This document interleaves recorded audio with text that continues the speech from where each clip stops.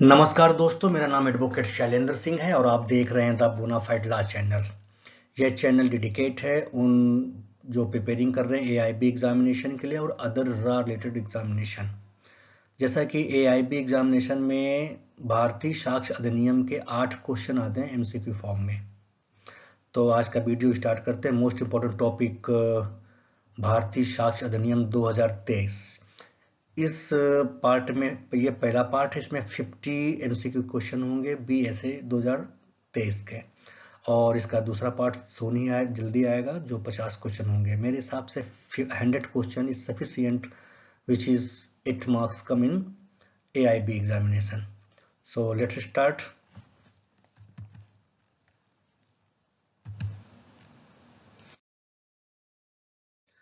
इस पार्ट में 50 क्वेश्चन हैं। The question number 1, on which date did the Bharatiya Sakshya Adhiniyam 2023 receive presidential accent. भारतीय साक्ष्य अधिनियम 2023 को प्रेसिडेंट का एसेंट कब मिला था? इस समय जो प्रेसिडेंट थी वो श्रीमती द्रौपदी मुर्मू थी। मे बी डेट जुलाई 2022 में इन्होंने शपथ लिया था और 25 दिसंबर 2023 ये अधिनियम 47 लॉ था 2023 का, जो 25 दिसंबर 2023 को प्रेसिडेंट श्रीमती मुर्मू के द्वारा कंसेंट सिग्नेचर हुए थे। तो ये डेट होगी इसका जो 4 ऑप्शन में है 15 अगस्त 2023, 25 दिसंबर 2023। क्वेश्चन नंबर 1 का B is right answer. Question number 2, to which of the following proceeding does the Bharatiya Sakshya Adhiniyam 2023 apply. भारतीय साक्ष्य अधिनियम में दो चीज कहा गया है कि यह सब पे अप्लीकेबल होगा, सिर्फ एफिडेविट और आर्बिट्रेटर में ये अप्लीकेबल नहीं होगा एज ए एविडेंस। तो option number A, affidavits present to any court of officer, यानी कि ये भी नहीं होगा। बी ऑप्शन है, प्रोसीडिंग बिफोर एन आर्बिट्रेटर, ये भी नहीं होगा। हाँ, जो भारतीय साक्ष्य अधिनियम है, जो judicial processing before any court, यानी कि option C is right. The whole of India excluding, यानी कि option C is right. Question number 2 का option C is right answer. Question दो बार रिपीट हो गया।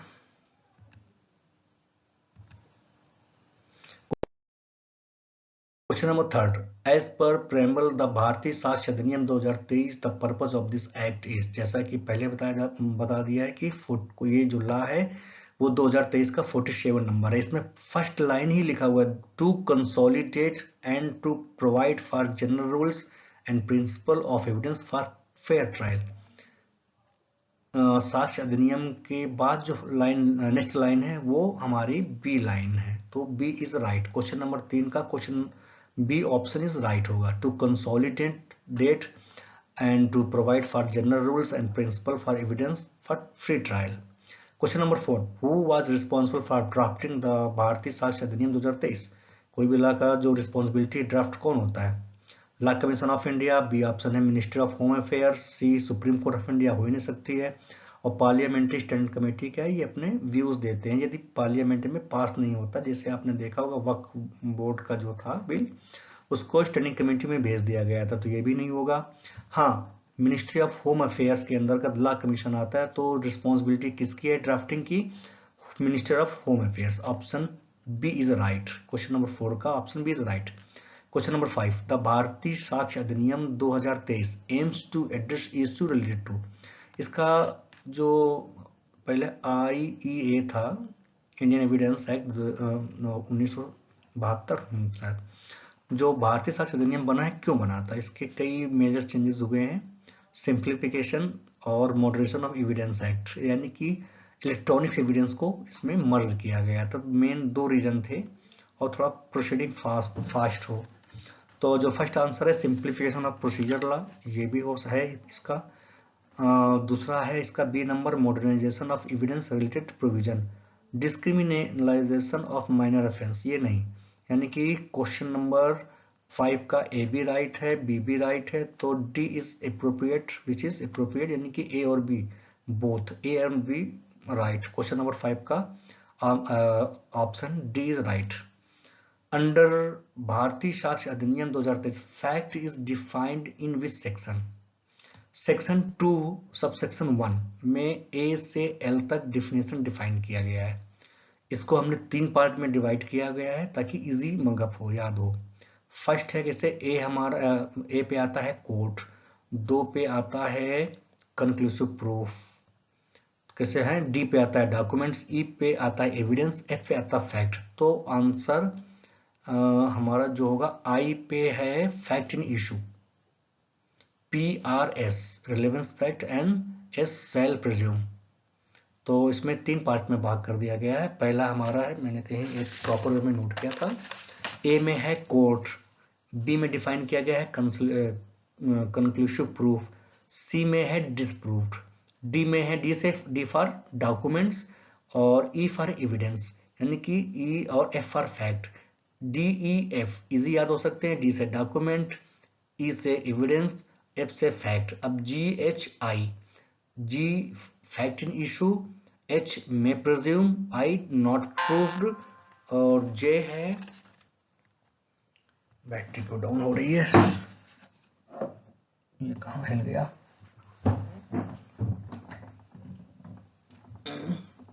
Sorry for interrupts. तो सी का ऑप्शन है क्वेश्चन नंबर 6 का 2 सबसेक्शन 1 का एफ, फैक्ट डिफाइन किया गया है सेक्शन एफ में। Question number 7 fact as defined under section 2 of Bharatiya Sakshya Adhiniyam 2023 include. Define इसमें फैक्ट का क्या किया गया, फैक्ट में जो एफ है, एफ में भी 2 सेक्शन है, फर्स्ट एंड सेकेंड। फर्स्ट में कहा गया है कि any things, stage of things और relation of things capable of being perceived by the sense. अब दूसरा पॉइंट है any mental condition of which any person is conscious. Fact यानी कि इंटरनल और एक्सटर्नल दोनों फैक्ट होंगे। तो वैसे only those fact which are capable of being perceived by sense, C भी सही है, बट इसका जो एप्रोप्रिएट आंसर होगा 7 क्वेश्चन का D, internal external. Question number 8 an affidavit filed by the party suo motu. जैसा कि पहले बता चुके हैं कि एफिडेविट और arbitrator can't be as a term evidence, यानी कि पार्टी सो मोटो यानी कि एफिडेविट जो भी होगा can't be termed as evidence नहीं होगा। Option A is right, question number 8 का option A is right. Question number 9 the Bharatiya Sakshya Adhiniyam 2023 does not apply to.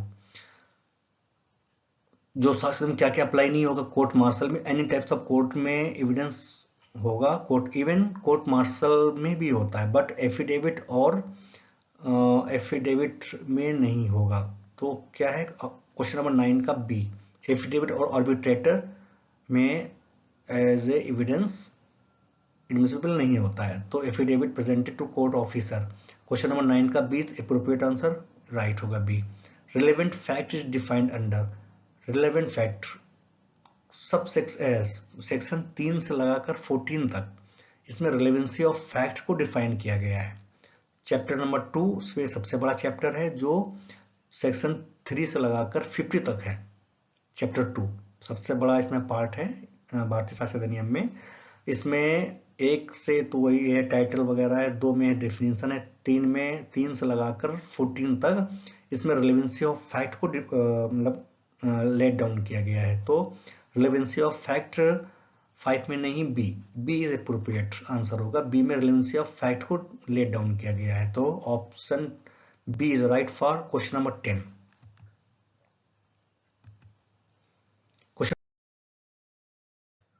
Question number 11 judicial conference mean. Judicial conference वो होता है जो एक्यूज द्वारा स्टेटमेंट बिफोर मजिस्ट्रेट दिया जाता है, तो उसको जुडिशियल कॉन्फ्रेंस कहा जाता है। तो क्वेश्चन नंबर 11 में option number 1 made before public authority, option B made before the police, option C made before the magistrate, option C is right. Question number 11 का C is right. Extra judicial confession does not mean, extra judicial confession जो magistrate के सामने statement दिया जाता है, but fact in issue होना चाहिए, उसी को एडमिसिबल होगा। तो made to court, made to friend, made to doctor, made to the police, judicial conference हमेशा मजिस्ट्रेट के सामने होगा, यानी कि जो इसमें एप्रोप्रिएट आंसर होगा A is right. Question number 13 A falsely tells B that property belongs to him. A ने बी से झूठ बोला कि ये प्रॉपर्टी उसकी है, and B act upon this assertion by purchasing it, can A deny ownership of the property later. बाद में उसने डिनाई कर दिया कि ये मेरी प्रॉपर्टी नहीं है। इसमें आपने सुना होगा स्टोपल का एक डॉक्ट्रिन है जो सेक्शन 121 से लगाकर 121 लगाकर 123 तक है। स्टोपल मीन्स ये होता है कि जो एक्ट, जो बात कह दिया जाए, ठीक, उससे वो पलट नहीं सकता है। तो ये है इसमें यस, इसका ऑप्शन 13 का ए, 13 क्वेश्चन का option A yes, as A can proof he did not own property. No, no because A is stopped by deny ownership. तो इसका क्वेश्चन नंबर 13 का बी इज राइट। इसमें सेक्शन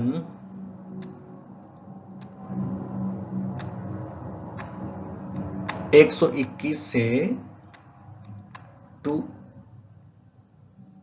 123 में ये estoppel का doctrine दिया गया है। तो एप्रोप्रिएट आंसर होगा बी। ए ने जो कहा और बी ने उसको सच मान लिया, बी ने वो प्रॉपर्टी परचेज कर ली। अब उस बात से जो ए है पलट नहीं सकता है। यदि बी को लॉस होता है ए के एक्ट पर, तो ए इज लायबल टू पे पेनाल्टी, जो भी लॉस हुआ है। तो इसमें स्टॉप, जो भी स्टेटमेंट हो गया और उसका कंडक्ट को बी ने सही मान लिया, तो वो बदल नहीं सकता है। तो इसका ऑप्शन 13 का बी राइट होगा। Question number 14. Under the proviso of section 23, what part of the confession made is police custody is admissible as evidence? First of all तो यही है कि पुलिस कस्टडी में कोई भी एक्यूज्ड कॉन्फ्रेंस करता है तो वो एडमिसिबल नहीं होगा।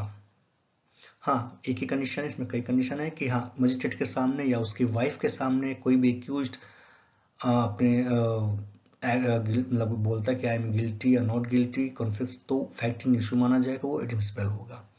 क्वेश्चन नंबर 14 का ऑप्शन जो दिए हैं 4, ए का है the entire confession if it prove guilty only the part of the distinct relating to the discovery of fact. Police के सामने कोई भी एक्यूज्ड यदि स्टेटमेंट देता है, वो स्टेटमेंट डिस्कवरी ऑफ फैक्ट होना चाहिए। इट्स मीन पहले तो एडमिसिबल नहीं होगा, सिर्फ वही एडमिसिबल है discovery of fact. Suppose that example देते हैं कि मान लो ए ने मर्डर कर दिया बी का, और उसने पुलिस के सामने अपना स्टेटमेंट दिया, उस कॉन्फेस करता है, तो उसमें स्टेटमेंट में एक ये पार्ट आता है कि हाँ, वो जो मर्डर वीपन है वो वहां पे हाइड है, छिपा हुआ है। पुलिस जाती है, उस मर्डर वीपन को डिस्कवरी करती है, तो उतना पार्ट जो डिस्कवरी ऑफ वीपन होगा वो फैक्ट इशू माना जाएगा, सिर्फ उतना ही पार्ट एडमिसिबल होगा। तो B is right. Question number 15A. A is arrested on the charge of the theft and confessed to the crime while in police custody. Later, in the presence of the magistrate, A repeats of confession. Is a confession admissible under section 23(2) of the BSA? Yes, because the confession was made before magistrate. No, because confession made in police custody is admissible. Yes, but the only confession made before the magistrate is admissible. वही statement admissible होगा जो magistrate के सामने accused ने statement दिया है। तो option C is appropriate for question number 15। Question number 16, without prejudice admission are covered.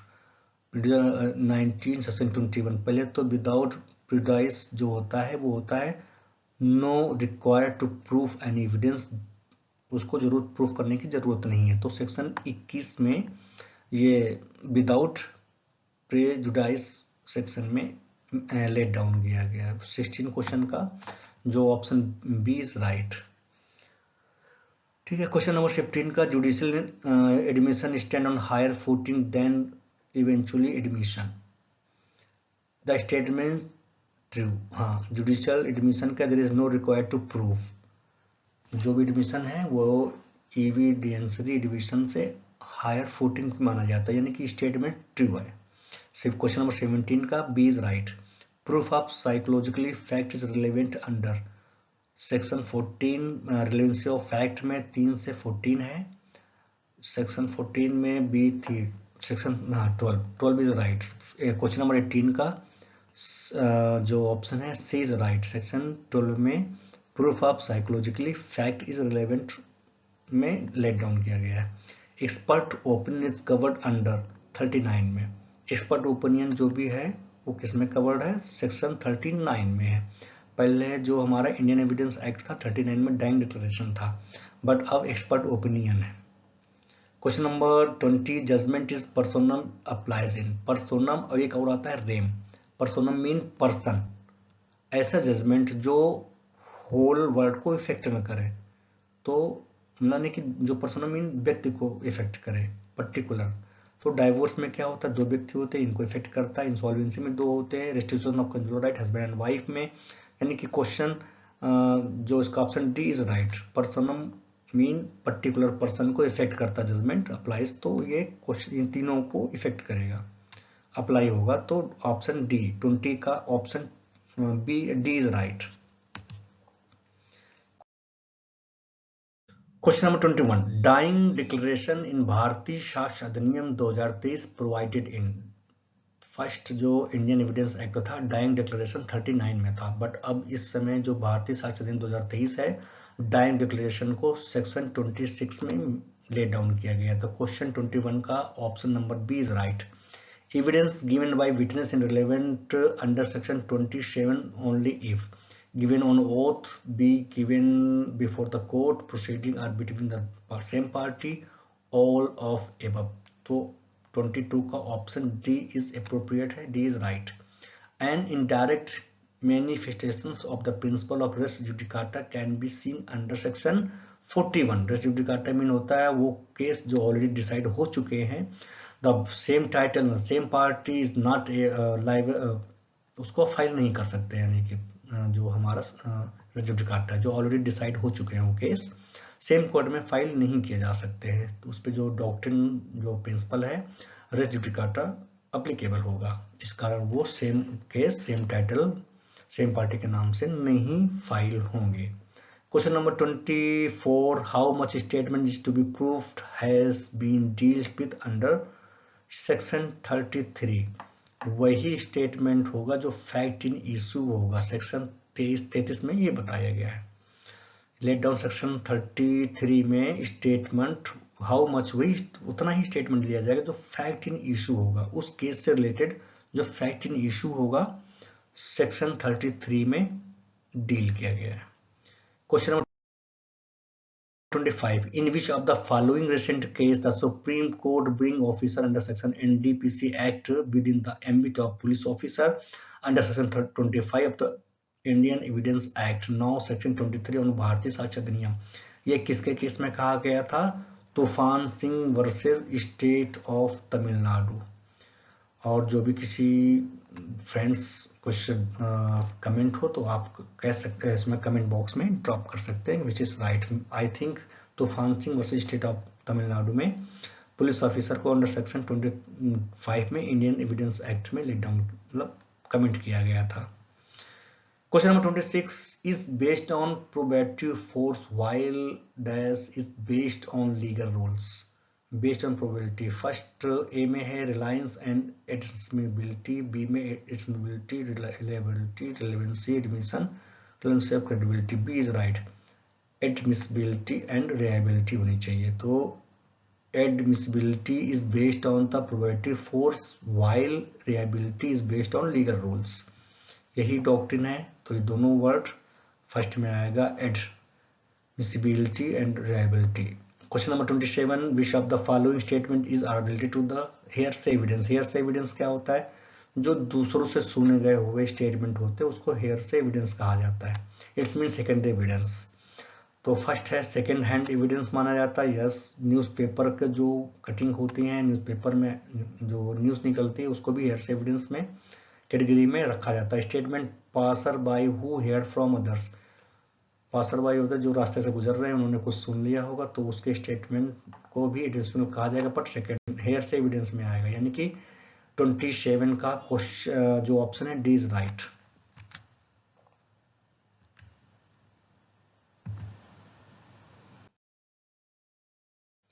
Question number 28, which section of the Bharatiya Shastra Adhiniyam 2023 BSA correspondent to section 11 of the Indian evidence act 1872 which is the residuary of section residuary section 9 में है। Option A is right. 29, all logical relevant fact are legally relevant fact, the statement is true. Logically relevant fact होते हैं वो relevant fact माने भी जा सकते हैं, नहीं भी माने जा सकते हैं, ट्रू और फॉल्स भी हो सकते हैं। जो भी फैक्ट इशू होगा लॉजिकल उसको कंसिडर किया जाएगा। तो पार्टली ए यानी कि B, it has been meticulously taken care of by the evidence. D is right. Question number 29 का D is right. Question number 30, when the deceased expressed her dying declaration it amount to a statement relating to the cause of her death or the circumstances of the transaction resulting in her death. जो statement transaction होगा वो क्या होगा? Psychologically fact, B mental fact, physical fact, no. जो circumstances dying declaration में है express करती है उस ट्रांजैक्शन रिलेवेंट को मटेरियल फैक्ट माना जाएगा, यानी कि option C is right. Question number 30 का option C is right. 31, res gestae is provided under section 6 में है। ये रिलेवेंसी ऑफ फैक्ट में सेक्शन 6 में जो doctrine of rest gestae is provided under section 6 में है। 6 में admission are covered under admission second part जो सबसे बड़ा पार्ट है वो 3 से 50 सेक्शन में है। इसमें कई पार्ट हैं। जो एडमिशन 3 से 14 तो है रिलेवेंसी ऑफ फैक्ट और 15 टू 25 में है एडमिशन स्टेटमेंट कौन से एडमिसिबल है और नॉट। तो ऑप्शन बी इज राइट। 15 से 25 के बीच में एडमिशन चैप्टर सेकेंड में 15 से जो 20 सेक्शन है वो एडमिशन के हैं। तो option B is right. Question number 32 को option B is right. Question number 33, which of the following is always relevant as evidence of bad character. Bad character का जो रिलेवेंसी होगा उसमें क्या है? Accusations by made by witness, a previous conviction of accused. यदि कोई भी accused previous convict हुआ है तो उसका करेक्टर बैड करेक्टर वो इज रिलेवेंट होगा। तो option B is right. Question number 33 का a previous conviction of the accused is a relevant evidence माना जाएगा बैड करेक्टर का। Question number 34, which of the following is true regarding the relevancy of bad character of an accused is criminal proceeding. Criminal proceeding में जो bad character है वो relevance होगा नहीं होगा। इट इज ऑलवेज रिलेवेंट, जरूरी नहीं कि वो रिलेवेंट हो। इट इज इररिलेवेंट होगा अनलेस, जब तक evidence of good character is provided. जब तक ये गुड करेक्टर प्रोवाइडेड नहीं तो वो इररिलेवेंट माना जाएगा। तो ऑप्शन 34 क्वेश्चन का B is right. Question number 35, opinion of examiner of the electronics evidence in then section 40A Indian evidence act now added in the provision of Bharatiya Sakshya अधिनियम 45 में जो इलेक्ट्रॉनिक एविडेंस है अब इस समय 39(2) में है। जो एविडेंस एक्ट में 45 था अब 39(2) में वही same section same let down किया गया है। Estoppel by pais means, pais जो पीएस मीन होता है ये कंडक्ट होता है, कंडक्ट। तो option A is right. Question number 37, a judgment in rem can't be in the exercise of the following jurisdictions. जो रेम होता है यानी कि ये किस पे follow? Commercial, matrimonial, admiralty, insolvency, यानी कि बी डिफरेंट है ऑप्शन में से, तो बी इज राइट, कमर्शियल होगा। देखो एमसीक्यू में सबसे एक मोस्ट इंपॉर्टेंट थिंग्स देखा जाता है, जो 4 ऑप्शन में जो अप्रोप्रिएट आंसर होगा वही टिक कीजिए। और AIB में कोई भी माइनस मार्किंग नहीं है। जो भी नए स्टूडेंट पार्टिसिपेट कर रहे हैं AIB एग्जाम को, इसमें माइनस मार्किंग नहीं है। तो जितने भी स्टूडेंट 30 नवंबर को एग्जाम देने जा रहे हैं तो 4 ऑप्शन में से जो अप्रोप्रिएट आंसर हो उसी पे टिक कीजिएगा, डार्क कीजिएगा MR सीट में। अब चलते हैं क्वेश्चन नंबर 38 की तरफ। A judgment in a suit for restitution of conjugal right.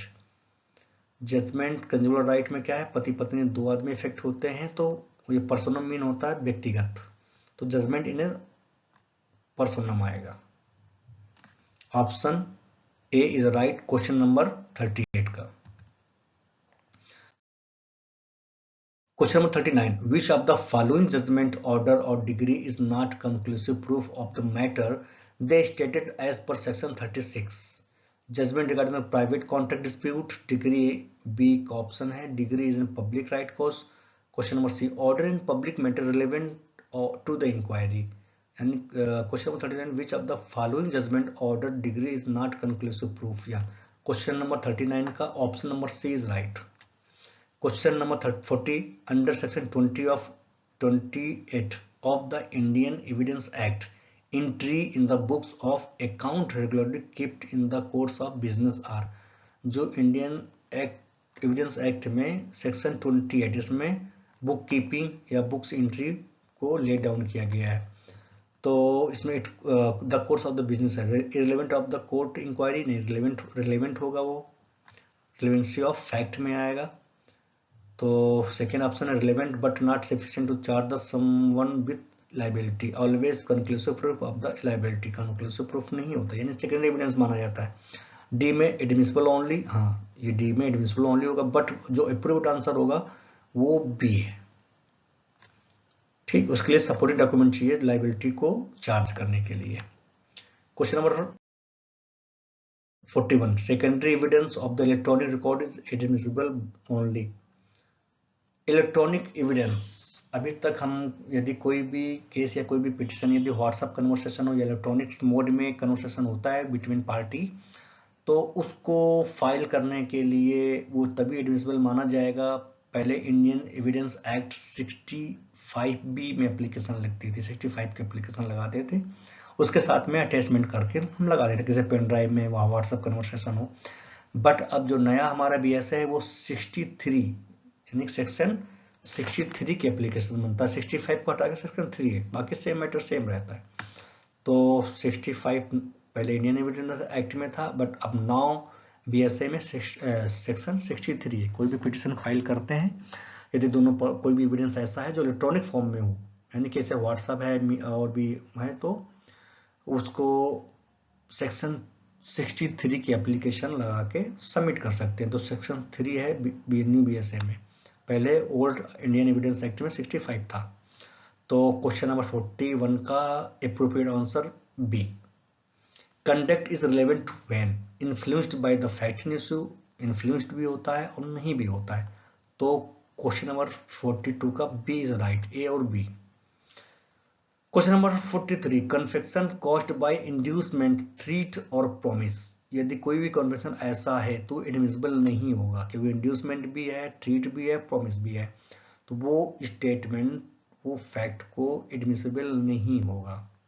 Question number 44, bad character is relevant, never, only always नहीं हो सकता है, बी भी नेवर भी नहीं हो सकता, only after the accused evidence of good character, option C is right for question number 44।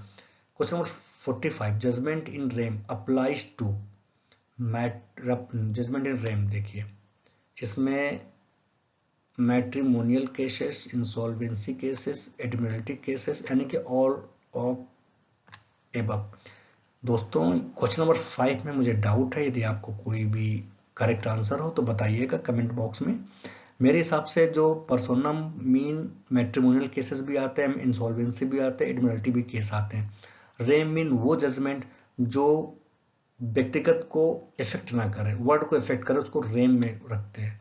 इसमें आई थिंक ये क्वेश्चन रॉन्ग है मेरे हिसाब से। आई थिंक जो भी स्टूडेंट जो भी दोस्त आप लोगों को सही लगे उसमें कमेंट कीजिएगा, पर मेरे हिसाब से इसमें जो भी ऑल ऑफ द एबव, क्योंकि तीनों केस हैं, तो इसमें ऑप्शन डी अप्रोप्रिएट होना चाहिए, but I don't know about the right answer. दोस्तों जो भी हो कमेंट कीजिए, I am waiting for your answer. Question 46, primary evidence means original document. जो भी ओरिजिनल, दो टाइप के एविडेंस होते हैं, प्राइमरी और सेकेंडरी। सेकेंडरी एविडेंस कॉपी, कैसे ओरिजिनल डॉक्यूमेंट्स जो कॉपी होते हैं उसको सेकेंडरी एविडेंस माना जाता है। जो ओरिजिनल फॉर्म में डॉक्यूमेंट्स होते हैं उसको ओरिजिनल यानी कि फर्स्ट प्राइमरी एविडेंस माना जाता है। Option B is right. 43 secondary evidence is permitted when, secondary evidence कब माना जाएगा, यदि ओरिजिनल डॉक्यूमेंट्स लॉस्ट हो गए हों, ओरिजिनल इज डिस्ट्रॉय, उसके डिस्ट्रॉय हो गया हो, original is with the opposite party, यदि ओरिजिनल डॉक्यूमेंट्स अपोजिट पार्टी के पास हो तो उसकी फोटो कॉपी हम लगा सकते हैं, यानी कि all of the above secondary documents हो जाएगा। Estoppel is provided in, estoppel का जो डॉक्ट्रिन है वो बीएसए में सेक्शन 21 से 123 यानी कि 123 तक है, 3 इसमें है सेक्शन, एक सेक्शन 121, 122, 123। ठीक है, 121 में तो टीनेंट एंड ओनर का है, सेक्शन 23 में शायद प्रोमिसरी नोट का है, 23 में देखना है, भूल गया हूं मैं। तो कुल मिला के सेक्शन 3 है, 121, 122, 130 जो स्टोपल डॉक्ट्रिन को ले डाउन करते हैं। तो option B is appropriate, B होगा।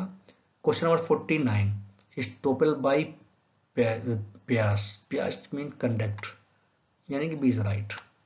Expert opinion electronic record must be, जो भी एक्सपर्ट ओपिनियन होते हैं वो इलेक्ट्रॉनिक एविडेंस एक्ट, जो आईटी एक्ट है, आईटी एक्ट 2000 में 79 सेक्शन में जो एक्सपर्ट मतलब को डॉक्ट्रिन किया गया है, तो ऑप्शन सी इज राइट।